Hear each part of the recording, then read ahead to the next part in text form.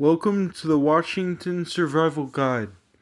In this guide, I will be teaching you the skills you need to know to survive out in the wild with absolutely nothing and sustain yourself in Washington. Now, it's a little bit harder in the winter, but I will also be teaching you how to survive in the winter. The first things first, the spring. In the spring, you can eat dandelions, you can chew grass, and drink the juices, which is nutrient. You can eat almost all types of bugs, like grasshoppers, crickets, worms if you take the guts out. You can eat larvae, you can eat ants, and the plants that you will be able to eat are berries. The blueberries that look poisonous actually are perfectly safe and fine to eat. Cherry bulbs. You can eat crab apples, maple leaves, pine seeds. If the pine needles are long and not short, and there's not furry bark, then it otherwise is poisonous. Now, to identify if something is poisonous or not poisonous, you're going to want to smear it on your face and your hands and wait to see if you get a rash. If you get a rash, that means it's poisonous. Then the next thing you are going to want to do is taste it. Just lick it. And if you eat a little bit and don't get a hurt stomach or don't feel sick, that means it might not be poisonous. You eat a little bit every 30 minutes. Now, to survive the winter, you're going to want to make baskets, which you can find on the YouTube tutorial when you weave bark. And you're going to want to store food in a place where bugs can't get to it. Now, also in the winter, you're going to have to make shoes out of bark to keep your feet warm. But if you take a stick skeleton structure and you compress dirt and straw and compress it and rub it together with friction, you can put it in between there, and that will insulate you. Compression is key. Or you can just layer it with enough vegetation to keep you warm during the winter. Now, next thing that you're going to want to do is learn how to make a bow. In order to make a bow, you have to choose the right type of stick.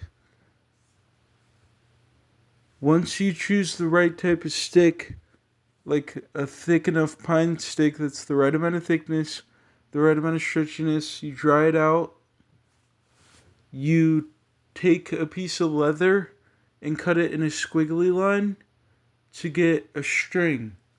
And then you tie the top down, and then push it down with your hands inside the top, then push it down with the legs inside the bottom. Now, you want it to be tight. In order to make an arrow, you take a thorn bush and straighten out the thorn. And then you peel the bark off. You straighten it out in the same place over and over again until it's straight. And then you harden it in fire. And you make a bone arrowhead, or you take a stone with a lot of lines on it. You hit the lines and chip it until you get a sharp arrowhead.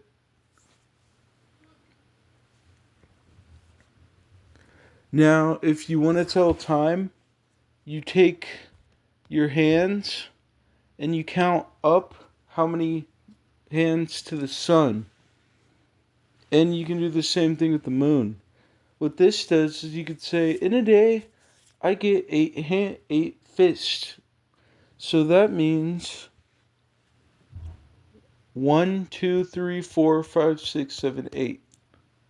It goes from 1 to 8 p.m., let's say, I think, for the daytime, and 1 to 8 p.m. for the nighttime. So you have your fist, the number you count is your new time clock. Now, if you kill an animal with a bow and arrow, You gotta pull down and fast and release. If you end up killing an animal with the bow and arrow, you use the shin, shatter a shin. Then, what you want to do is you want to cut around all the hands, the feet, cut the back, cut the neck, and then you want to peel off the hide, take all the meat off of it, stretch it and dry it, and then wet it and work it till it's soft. Then you want to cut it into squares and cut a squiggly line to make one long string, and tie the squares together and put some sap on it to make it waterproof. Now, if you're looking for direction, the sun rises in the east and sets in the west. And there's a star in the sky called the North Star. That star is the brightest star in the sky. If you find the North Star, then you know that star is north, the other way is south. The sun rises in the east and sets in the west.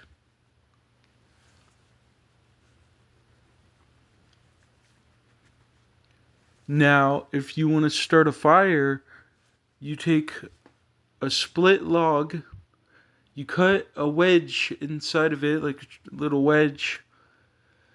You take bark and put it underneath, and then you take a stick and you roll it as fast as you can and as hard as you can until you start to get a black char. Then you take some kindle and you put the char in there, you blow on it, and that will start a fire. Now, if you want to make clothing, you can take cattails and dandelions, or like cattails. But yeah, also, when you make an arrow, you want to take the tail feather of a bird, split it in half, and glue it on with sap to make it fly straight.